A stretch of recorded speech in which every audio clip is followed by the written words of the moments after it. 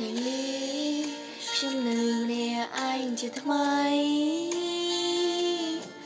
ព្រោះពេលនេះវ័យយើងចប់គ្នាហើ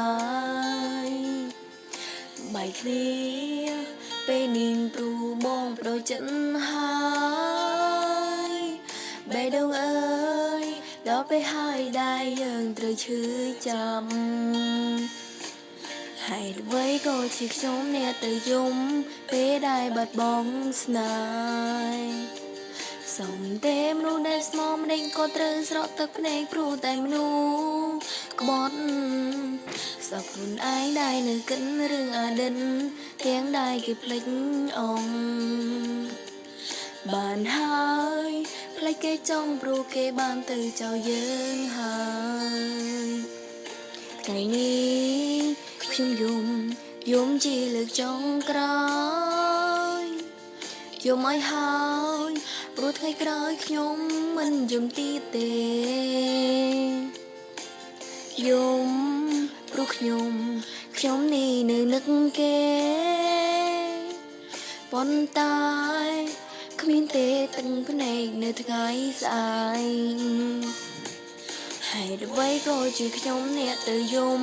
ពេលដែលបាត់បង់ស្នេហ៍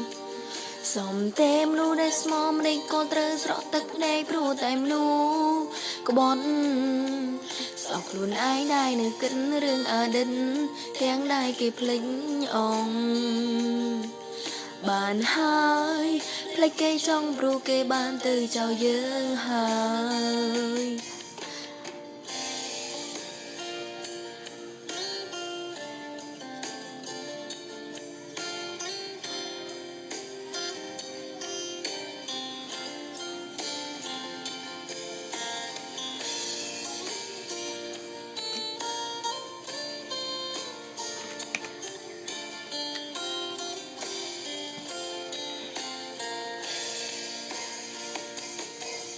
ហើយអ្វីក៏ជាខ្ញុំអ្នកទៅយំពេលដែលបាត់បង់ស្នេហ៍សំតែមនុស្សដែលស្មម្ដេចក៏ត្រូវស្រក់ទឹកភ្នែកព្រោះតែមនុស្សក្បត់